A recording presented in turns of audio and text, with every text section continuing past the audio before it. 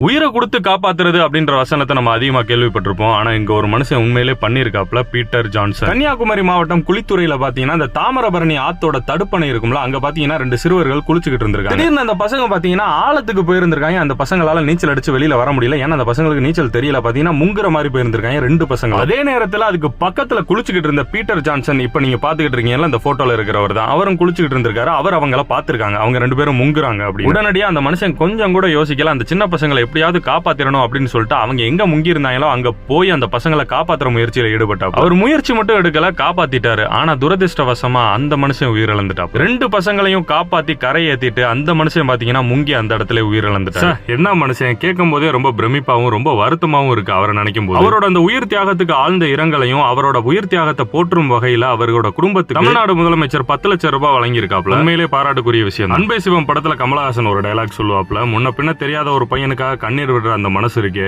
அதான் கடவுள் அப்படின்னு. எங்க ஒரு மனுஷன் அந்த 2 பசங்களுக்காண்டி கண்ணீர் விடல, அவர் உயிரே விட்டுட்டா. அவரெல்லாம் கடவுள் இல்ல, அதுக்கும் மேல.